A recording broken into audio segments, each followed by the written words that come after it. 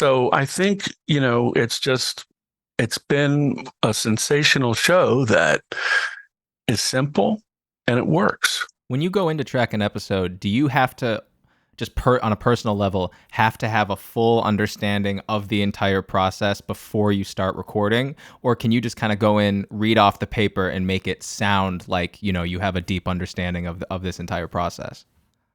So that's a great question. And when I first was tracking the show, I requested to watch the show as I was reading the narration.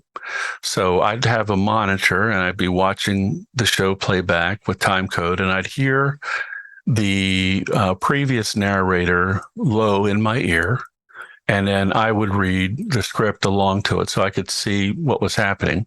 Well, I got to tell you, that's an expensive way to do things because they have to get the show loaded into the system and all that stuff. So, you know, with how things worked, they decided to not do that anymore. So what I would do is I would ask, can I see the show?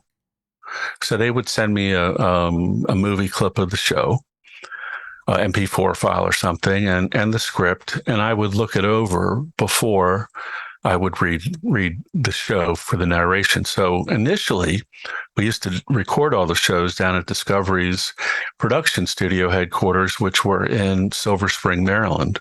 Now they've moved up to New York. But then, probably after about 4-5 years, I would read it at my office, and we'd do a phone patch with the producer.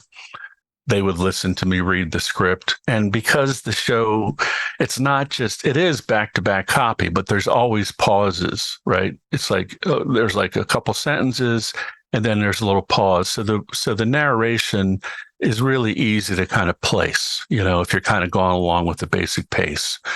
So it wasn't like, that never was an issue. So I would read it at the office after I'd already watched it and I read over the script, and they would be on the line. I would record it locally at my office, and then I just upload the digital WAV files. Has there ever been an episode where you got done and you were like, man, I really don't know about anything I just said, but it sounds good, so we're keeping it?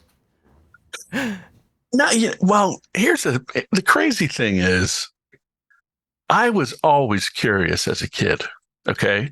I would take things apart and put them back together, or sometimes I'd fix things. So, and I still, my dad is on the computer, my brother, and man, I can't do this. How do I do that? So I've got this like remote software like Dell uses or Apple on their computer that I can log in and, help them fix something. So I've always been really curious about how things are made, and to be doing the show and learning so much about, I don't know, we've probably done like 1,700 or 1,800 segments, 4 per show, but I just love it. Now what the producer helps with sometimes is if there's a funky pronunciation, and they, keep me straight on that, or if I, mess up something. But the interesting thing is the way we do the show is we'll start take one, segment one, how it's made. And then I will read through the script. And if I'm reading something and I stumble on a word, I'll go back and reread that sentence as I go and then continue on. And then once I'm done that section of the show, that segment, the producer then might have me go back and do a couple pickups of things that, sound a little funky to her, but maybe I didn't catch. And then we move on to the next segment. So I really read each section once and go through it all at once, and then just kind of go back and do pickups. That's kind of how we do the show. Now, then it goes to the audio team at Discovery, and they edit my voice in with the music and the stems of the show. There might be some nat sound and music. That's basically, all that is for that show.